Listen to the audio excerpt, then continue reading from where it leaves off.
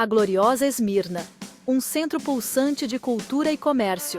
Aninhada na costa oeste da Ásia Menor, Esmirna era vibrante e próspera. Seu movimentado porto era um elo entre o Oriente e o Ocidente. Mas Esmirna era muito mais que um centro comercial. Era um caldeirão cultural e religioso. Abrigava templos dedicados aos deuses gregos e romanos. Sua localização estratégica a tornava um centro político e administrativo. O cristianismo chegou a Esmirna no século I d.C., provavelmente através da pregação do apóstolo Paulo. A mensagem de Jesus Cristo encontrou terreno fértil no coração da cosmopolita Esmirna. Uma comunidade cristã se estabeleceu rapidamente na cidade.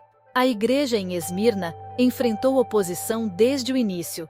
Os cristãos eram vistos como uma ameaça à ordem social e religiosa.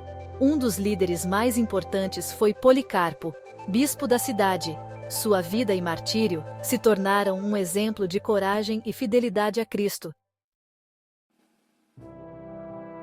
A vida em Esmirna era como um mosaico, uma tapeçaria rica e complexa de culturas e religiões.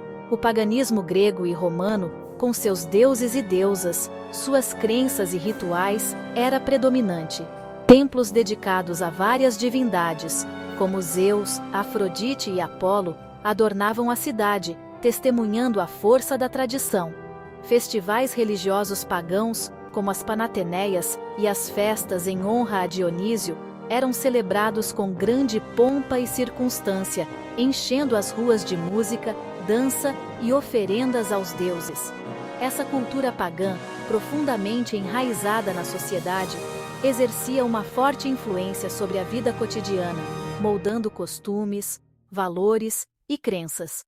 Os cristãos em Esmirna, com sua fé em um único Deus, se viam como estrangeiros em sua própria terra, como peregrinos em busca de uma cidade eterna. Eles eram pressionados a se conformar com as práticas religiosas e sociais pagãs, a se curvar diante de ídolos e participar de rituais que consideravam heréticos. A recusa em participar de cultos imperiais, como o culto ao imperador como um deus, e festivais pagãos, considerados imorais e contrários à sua fé, resultava em perseguição, como uma sombra que os perseguia. Os cristãos eram frequentemente acusados de ateísmo, por negarem os deuses tradicionais, e de serem inimigos do Estado, por sua lealdade inabalável a Cristo. A igreja perseguida, firme na fé, a igreja em Esmirna, como um barco em meio à tempestade, enfrentou perseguição intensa, uma verdadeira prova de fogo para sua fé. Os cristãos eram presos, torturados e mortos por sua fé em Jesus Cristo, transformados em mártires por sua crença inabalável. No entanto, a perseguição, como um vento impetuoso, não conseguiu destruir a igreja.